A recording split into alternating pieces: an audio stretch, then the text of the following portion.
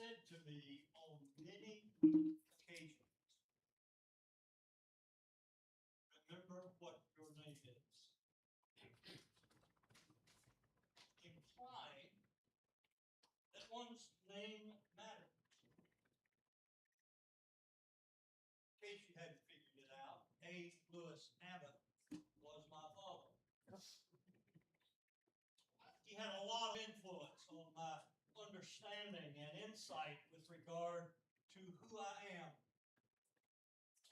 And even at this ripe old age, I am still yet to be.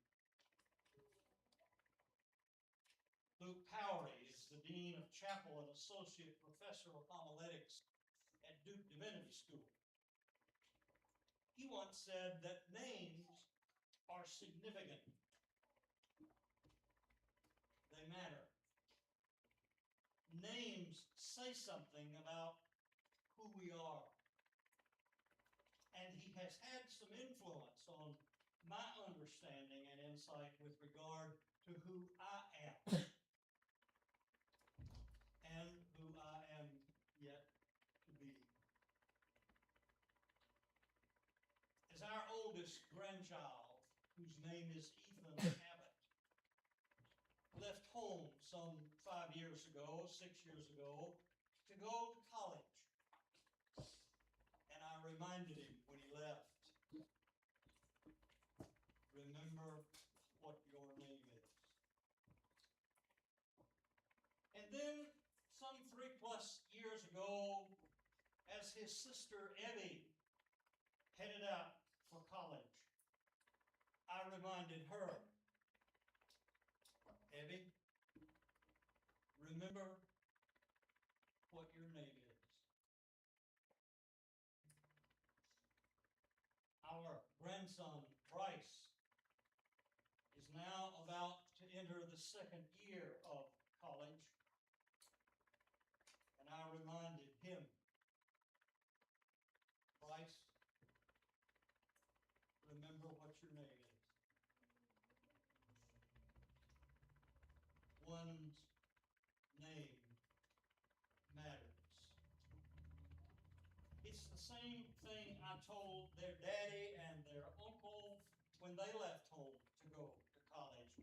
And that advice has something to do with this sermon that I'm trying to share with you right now.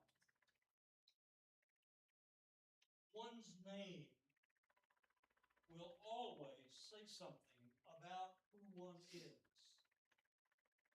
It's part of the lesson from the writer of Exodus with regard to a man by the name of Joseph, a man named Pharaoh, and a man named Moses.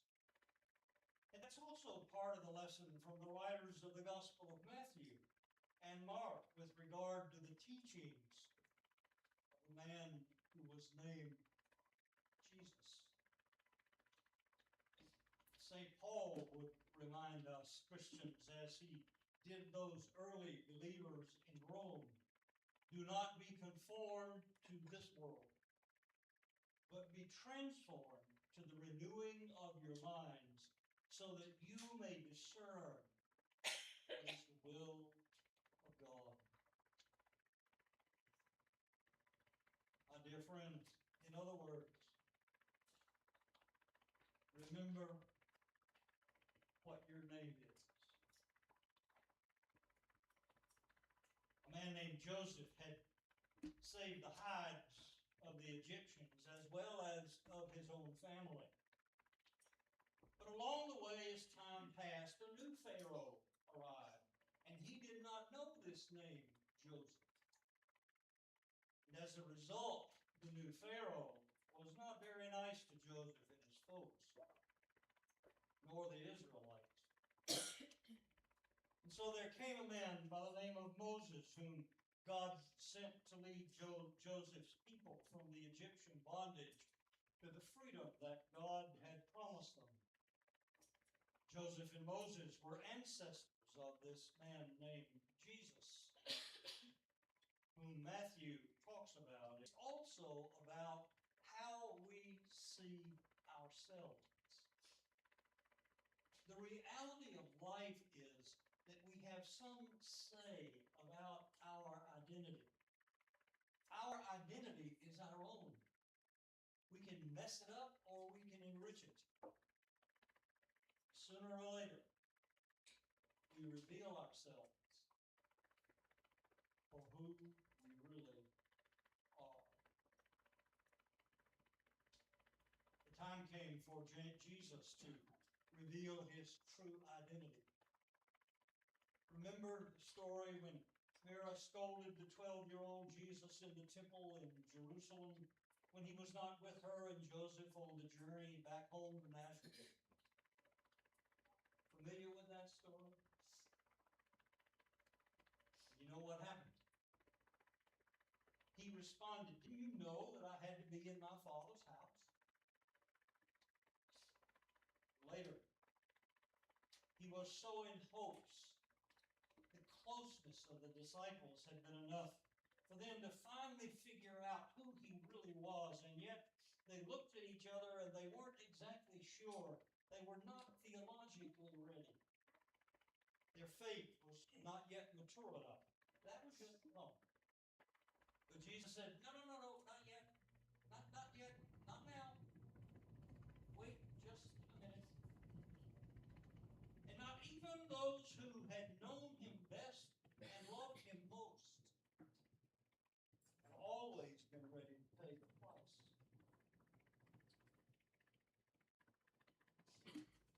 Christ requires the knowing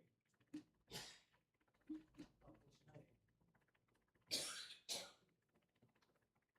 and the believing and the living, the sacrifices into the death of light, of knowledge, and faith. Howard said Jesus knew he would die when the affirmation that he was the Messiah was made. His name and identity changed. It changed everything, irreversibly. They always have, they always will. And we, like those first disciples, will suddenly fade onto the call of the divine in his life. And yes, according to Luke's account, that first Christmas, the firmament reverberated with the eternal voices of an angelic host that in Jesus Christ, the Savior, had been born. Matthew, Mark, Luke record the account of the night Peter so boldly, so correctly proclaimed, "You are Christ, the Messiah, Son of the living God." When he said that, you could have heard a pin drop. The day Jesus died, there was an earthquake. And Matthew, Mark, and Luke affirmed that a Roman officer standing beside